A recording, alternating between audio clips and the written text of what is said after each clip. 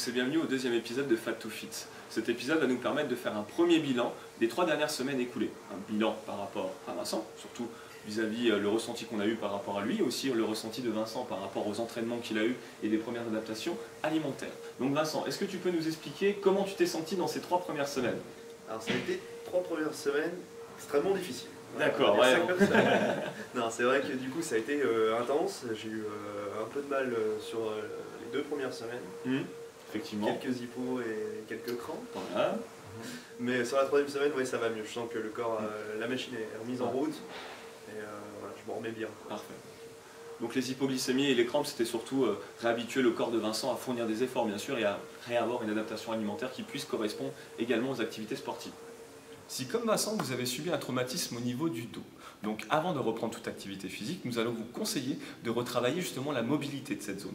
Pour ça, c'est très simple, on va vous proposer un petit exercice qui va vous permettre de pouvoir relâcher la zone justement sacro-lombaire et toute la zone de la hanche. Donc pour ça, il suffit d'écarter les jambes largeur de bassin, de placer les pointes de pied ouvertes sur l'extérieur et de venir vous placer en position accroupie.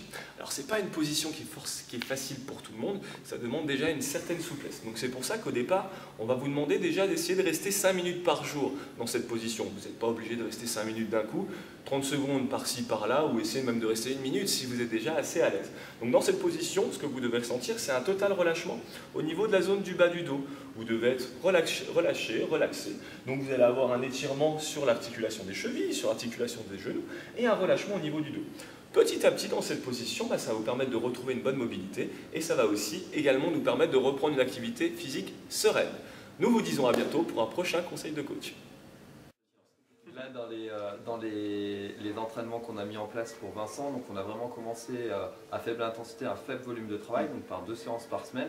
Et là, sur la 3e semaine, on est passé à 4 entraînements par semaine. Donc là, on va pouvoir monter encore en intensité et partir sur de la vraie perte de poids. D'ailleurs, niveau perte de poids, où est-ce que tu en es là actuellement? Alors j'ai pas encore eu de perte de poids à proprement dit. Ouais, je suis resté sur le même chiffre sur la balance, donc pour le moment non.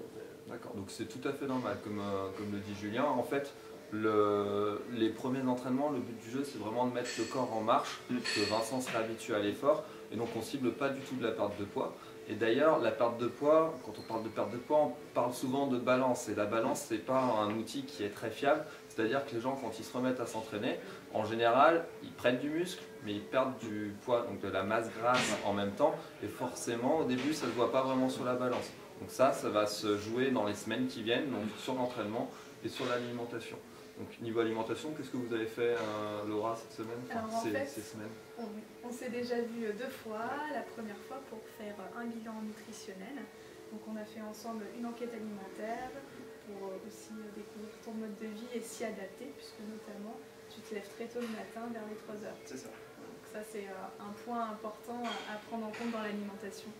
Ensuite, on a fait en sorte de faire un plan d'action. Donc on travaille par de petits objectifs petit à petit. Et là, le premier objectif qu'on s'est donné ensemble, c'était de rajouter des légumes midi et soir. Et notamment rajouter des légumes dans l'alimentation permet d'éviter les fameuses crampes. On y arrive. Et ça se ressent. Et ça se ressent.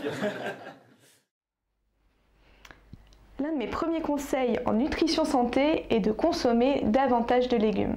En effet, les légumes ont de nombreux atouts nutritionnels. Ils ont une faible densité calorique et à contrario, ils ont une forte densité nutritionnelle.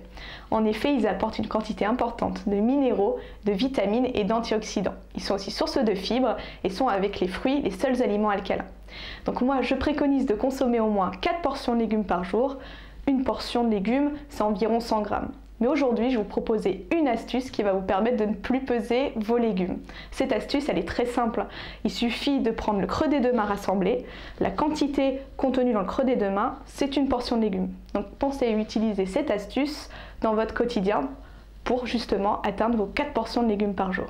Sur ce, je vous souhaite une très bonne journée et à très bientôt pour un nouveau conseil nutritionnel. Donc voilà pour ce premier bilan au final.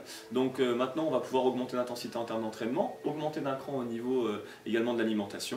Et maintenant on n'a plus qu'à vous dire dans 3 semaines pour le 3e Fat to Fit. À bientôt. À bientôt. Salut.